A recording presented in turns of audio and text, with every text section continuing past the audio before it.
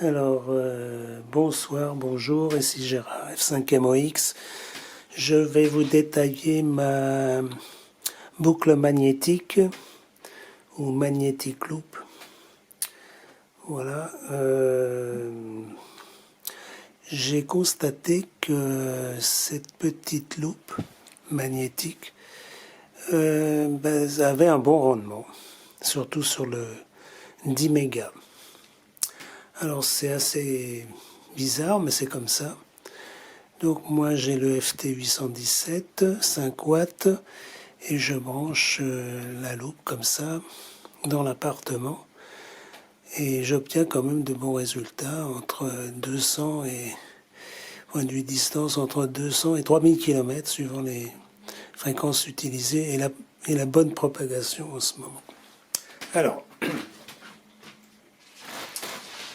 le diamètre du tube. Alors le diamètre, c'est du 14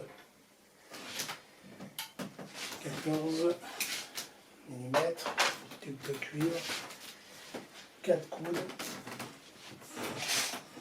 Alors moi j'ai mis, ça fait 59 cm, 58. Mais le mieux ça serait de mettre 60 cm de côté, par 4, voilà, carré. Donc ça fait le périmètre, ça fait 2,40 m. Le condensateur, donc j'ai mis un interrupteur. Il y a deux cages, une de 300 picots et une de 400 picots, je crois. Voilà, alors pour les bandes hautes, jusqu'à 28 mégas, de 28 à 14 mégas, j'utilise la petite cage, 300 picots, et j'additionne les deux, donc ça fait aux environs de 500 picots, pour aller jusqu'aux 5 mégas. Voilà, mais bon, on m'a entendu sur le 60 mètres, bon fait, mais ça passait. Et puis sur le 40 mètres, oui, j'ai eu quelques QSO quand même. En téléphonie, télégraphie, voilà, aussi, mais je préfère le 30 mètres, la bande des 30 mètres. Là, ça passe très très bien. Alors, 4 coudes. Alors, je vous détaillerai tout à l'heure la boucle. Voilà. Alors, là, ça remplace, vous savez, quand vous avez la boucle magnétique là, en rond, en cercle, mais c'est pareil. Hein. Moi, je considère que c'est peut-être même mieux. Je pense que le carré ou le rectangle, on peut faire aussi en rectangle, parce que les ondes magnétiques passent sur les fronts latéraux. Là. Donc, on capte mieux par ces fronts-là.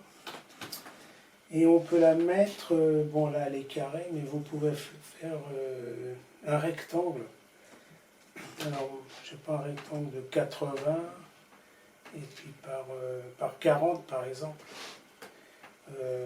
Ça serait mieux pour capter le magnétisme. Voilà. Bon, je l'ai fait carré, c'est comme ça. Je peux pas, pour l'instant, je ne peux pas revenir en arrière.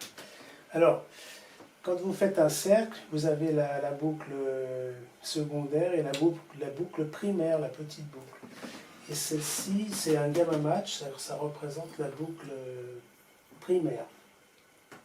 Alors en général, hein, je dis bien en général, mais ça dépend des cas, c'est 1/5 de la grande boucle. Donc, et là je tombe sur 1/4. Voilà. Parce que là ça fait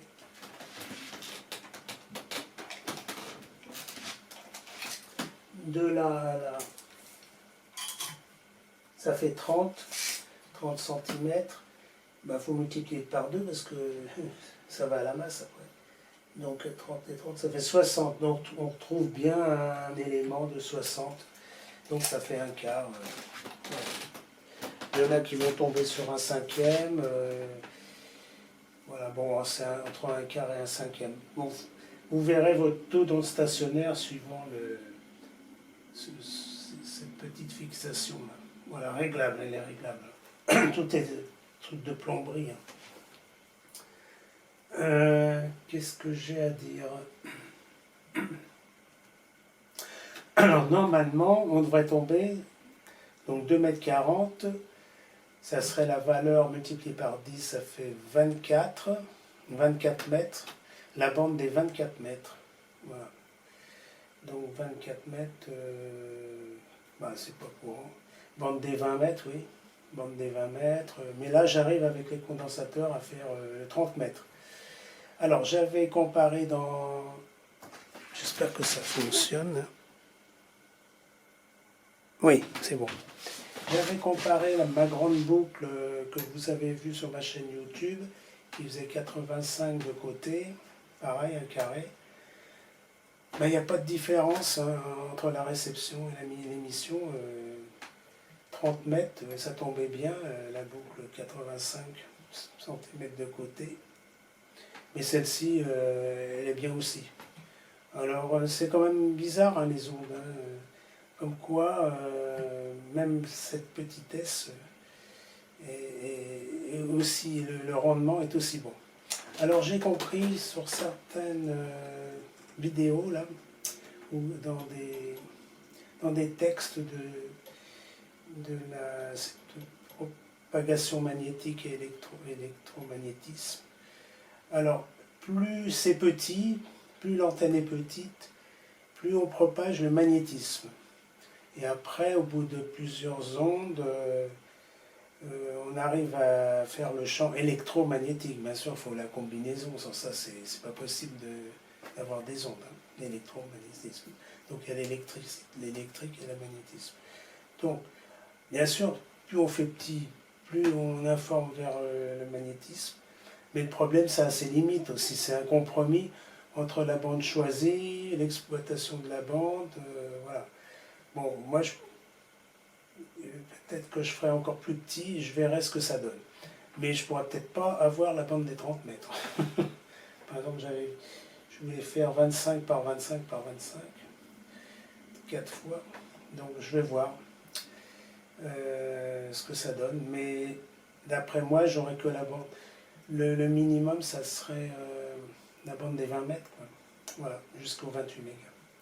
Mais là, c'est chouette parce que j'arrive à me connecter avec des stations. Même j'avais mis un dipôle, il me recevait pareil. Mais je recevais pareil. 50, on va, en principe, les stations qui arrivent 59, on les capte ils nous captent 55, ce qui est déjà bien en télégraphie. On arrive à faire quand même des QSO. Voilà. Alors, je vais me rapprocher là et je vais vous faire la vidéo de la petite boucle et des branchements.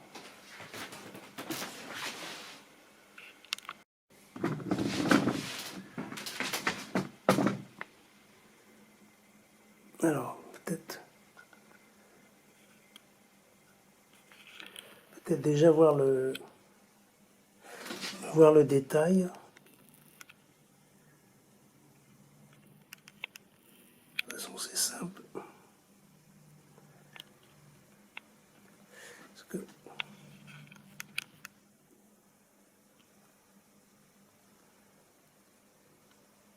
bon, je pense qu'il faudrait que j'éclaire plus. Alors, je prends le téléphone portable.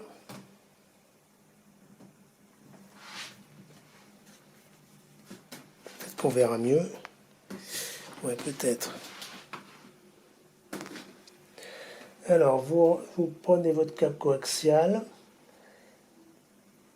L'âme est là, donc vous la montez sur ce tube. Le retour, ça va à la masse, d'accord? Là, c'est la masse, là. Du câble coaxial, tout ça, c'est la masse. Toute la grande boucle, c'est la masse. Vous soudez, vous mettez un collier. Moi, j'avais soudé derrière, j'ai mis un collier. Donc là, mais là, ça fait court-circuit, quoi, voilà, d'accord? Voilà, c'est simple et... Alors sur les boucles où il y a, circulaires, il y en a qui ne mettent pas la masse. C'est dans le vide et ils mettent le cap coaxial comme ça, en entrée de l'émetteur. Eh bien, ils perdent du gain, enfin, ils perdent de la réception et de l'émission. Il faut que une partie soit quand même à la masse. Voilà. Et là, c'est super simple. Après, vous réglez, alors suivant votre condensateur, pour avoir toutes les bandes, vous réglez plus ou moins, vous coulissez là. Alors voilà, bon, j'ai laissé un peu de mou. Vous coulissez plus ou moins et vous tombez sur la bande de fréquence que vous voulez. Mais là, je l'ai fait pour avoir une compatibilité maximum entre le 28 mégas et le 40 mètres, enfin 7 mégas, même même le 60 mètres. Voilà. Alors, ah oui, j'ai oublié de vous informer au sujet de la... Bon, là, j'ai mis un bouchon en liège. Il faut, parce que pour maintenir les deux tubes, il faut absolument couper le tube là, en plein milieu. Il n'y a pas de liaison directe. Il faut le couper de l'ordre de 2 cm. Bon, quoique le bouchon, il est plus que ça fait bien 3 cm. Enfin bon, entre 2 et 3 cm, il y a une coupure. Hein. Voilà. Le tube s'arrête là et là. Donc là, c'est vide, il y a le bouchon. Voilà, je voulais vous le signaler parce que sans ça... Et là, le branchement du condensateur. Donc un fil ici et l'autre ici. Hein, d'accord? Et après, vous faites votre mixage. Si vous voulez faire les deux cages séparées, les additionner. Hein, voilà. Donc, ça va à la branche de la masse du condensateur et l'autre à la branche de l'autre fil. Vous pouvez les réunir, hein, vous pouvez réunir les deux condensateurs sans interrupteur, ou vous pouvez les séparer, ou vous pouvez prendre celui-là, enfin suivant ce que vous avez. Hein. Il faut faire des essais. Hein. Alors voilà, ciao ciao. Alors j'ai des trucs à vous expliquer.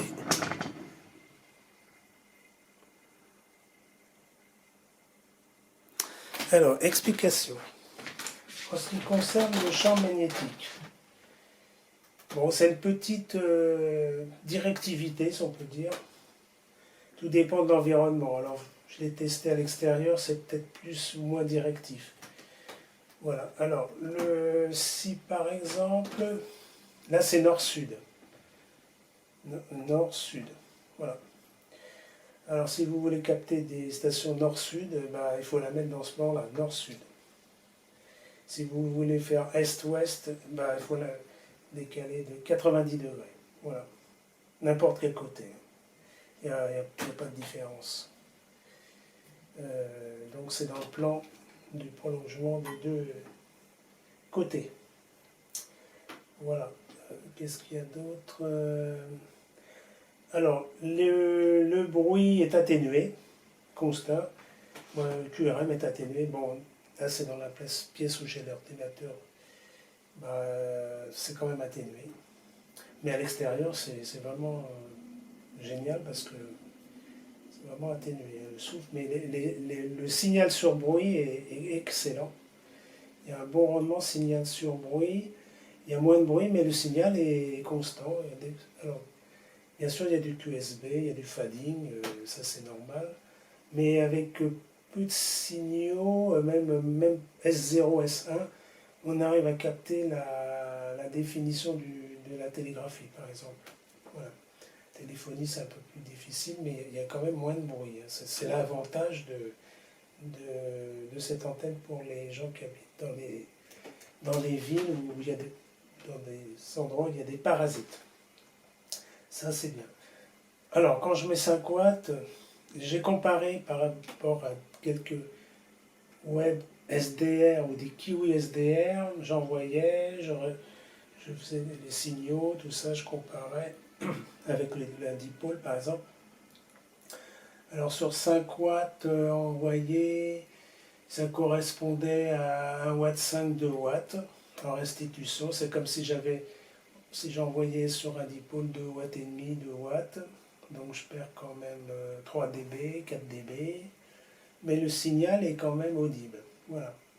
Donc pour les OM qui ne peuvent pas mettre d'antenne sur les toits, sur leur toit, etc., on arrive à faire quand même des QSO. Au point de vue santé, il ne faut pas dépasser 10 watts. Voilà. Parce que quand on est à côté, vous êtes censé mettre l'antenne assez loin. Mais mettre des 100 watts, il faut vraiment être à l'extérieur. Et puis c'est pas fait, pour moi c'est pas fait pour ça, c'est pour faire du QRP.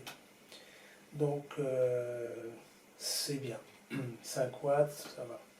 On arrive donc. Le rendement c'est un atténuateur, mais on arrive quand même à faire des QSO et pas avoir de dipôle, etc.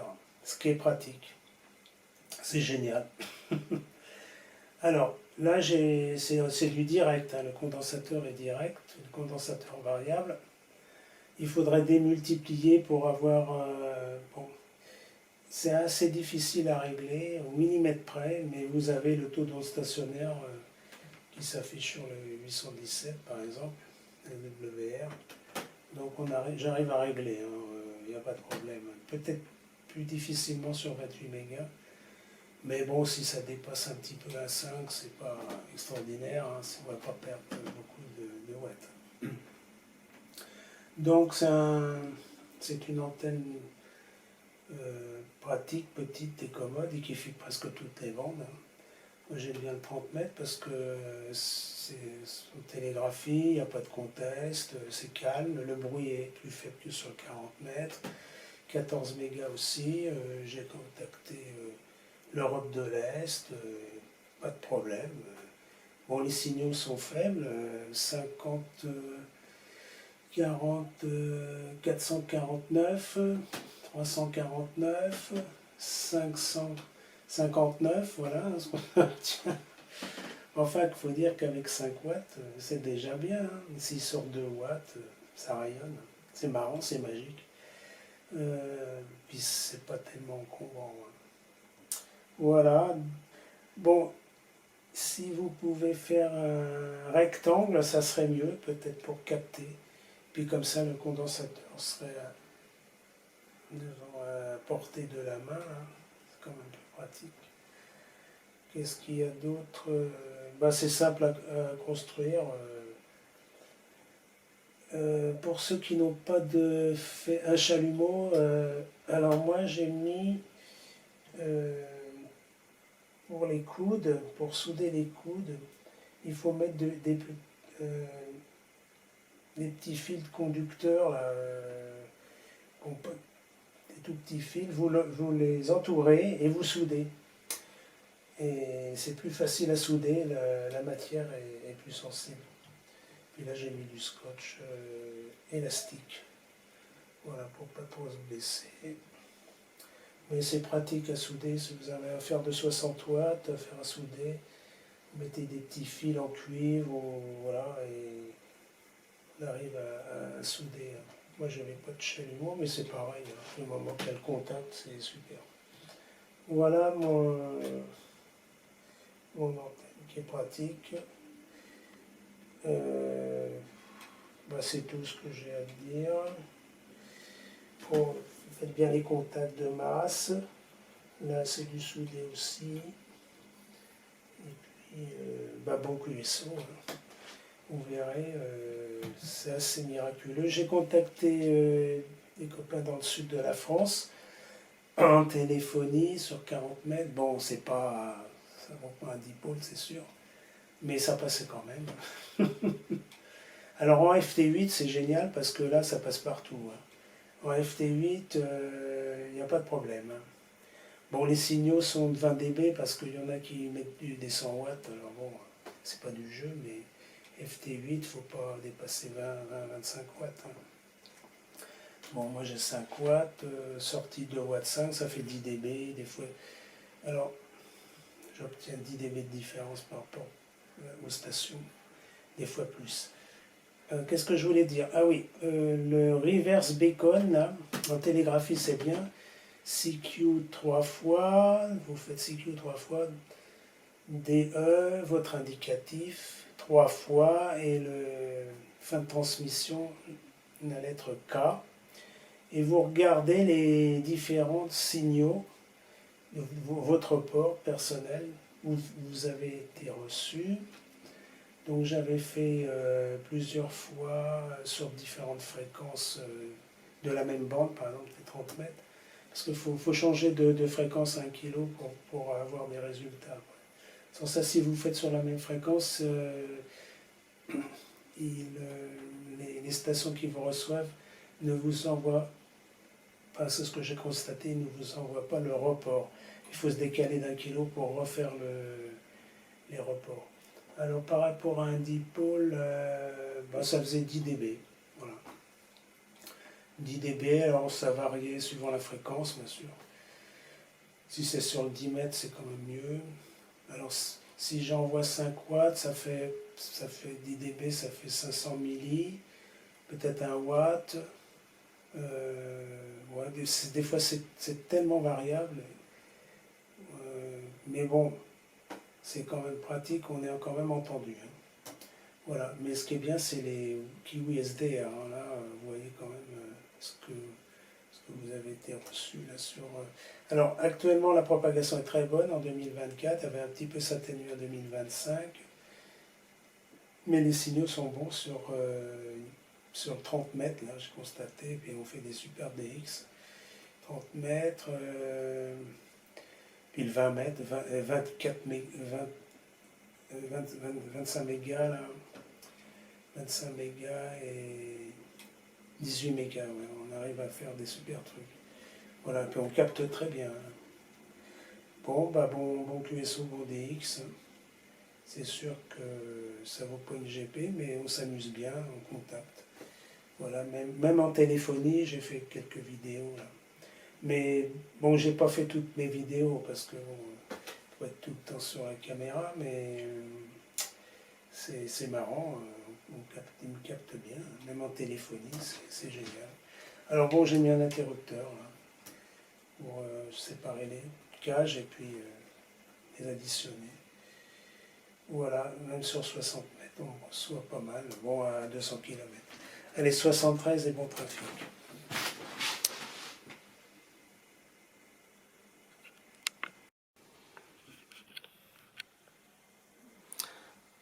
Ah oui, d'autre part, cette antenne loop, Mag Loop, ça s'appelle maintenant MAGLOOP. En télégraphie, vous pouvez dire que c'est Mag Loop, c'est plus rapide. C'est une antenne d'intérieur, hein, on est bien d'accord, antenne d'intérieur. Ce n'est pas une antenne extérieure, hein, donc vous pouvez trafiquer dans votre appartement, dans votre villa, ou à l'abri des intempéries. Voilà, donc vous pouvez l'amener en vacances aussi. En principe, l'été c'est agréable, vous pouvez la mettre à l'extérieur quand il ne pleut pas. Et vous pouvez donc faire ce que vous voulez en randonnée. Bon, c'est un peu lourd, c'est sûr. Il y a mieux. Je vais essayer plus petit, je vais voir, c'est ce que je peux faire. Mais bon, ça réduira les bandes entre 28 et 14 mégas. Voilà, donc c'est vraiment une antenne d'intérieur. Bon, bah écoutez, je regarderai vos commentaires et puis si vous voulez vous lancer, c'est marrant. Bah dites-moi les résultats que vous obtiendrez. Voilà, 73 à vous tous.